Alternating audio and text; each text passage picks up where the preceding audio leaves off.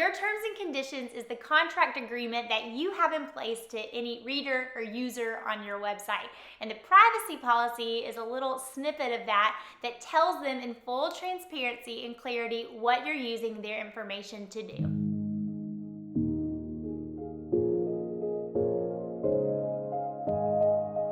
So if you read blogs or the internet, and I'm guessing you do, then you know that you leave little bits about yourself breadcrumbed across the internet. Things like your IP address and location, your name and your email address as you give those out, and then especially as you make purchases, you are communicating a lot more information about yourself.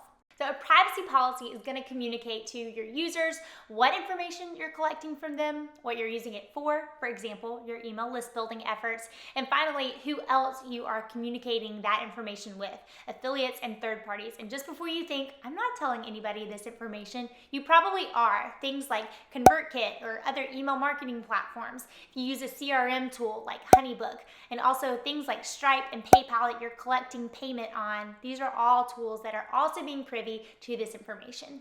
Now, privacy policies are pretty much out in the open on people's websites, and that's a good thing. Yours should be as well. So here's a tip. You can usually find a website's privacy policy by scrolling down to the bottom and looking in the footer for some sort of copy that says privacy policy, legal terms and conditions, something like that.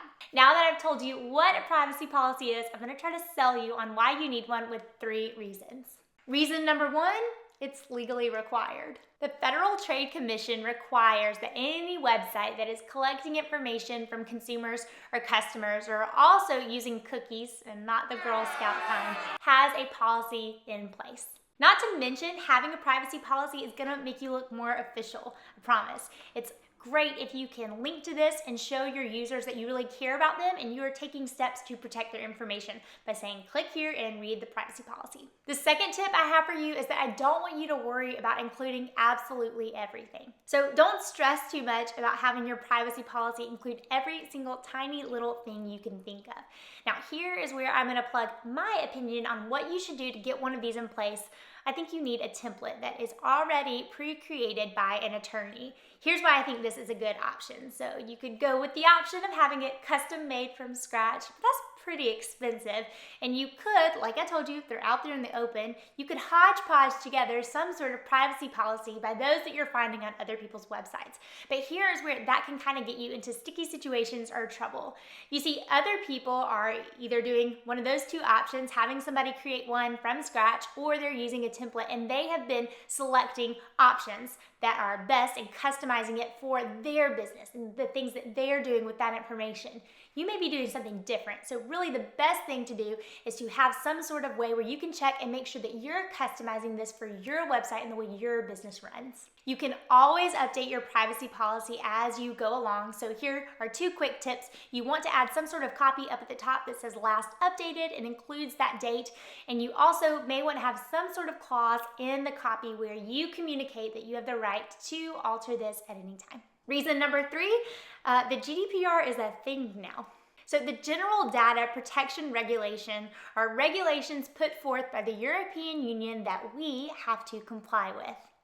Who is this royal we? Here's how you know if you need to comply with GDPR regulations. If you market or you sell, or you will one day, to anybody that lives in an EU country, then this is you. Now, just before you think that you'll just ex-nay anybody visiting your website from the EU, here's why I don't think that's a great idea. The big reason is we don't know when these kind of rules are going to be set forth by other countries like Canada and the US. So you may want to go ahead and not put yourself in a box and just start complying already, and then you'll be safe no matter what in the future. Now, be forewarned here that just having a privacy policy in place doesn't put you in full compliance with GDPR regulations, kind of like it did in the good old days. So what you're going to want to do is make sure that you've gotten yourself in full compliance with consent and all those other kinds of things. I have had to educate myself to this on the nth degree, and the best resource I have found is at gdprbundle.com. I will link to that below, and up here you can enter Ashlyn for a little discount, but this is a tool that the legal brains behind my business, Christina Scalera, put together, and I found it so useful in helping get us all ramped up and ready to roll with GDPR. I hope that I have sold you here on the reasons that you've got to have this copy snippet in place on your website. The good news is you definitely don't have to be a lawyer to get one of these in place. Like I said, I think the very best option is to figure out some sort of template that's out there, purchase it, update it for your website, and get it locked and loaded.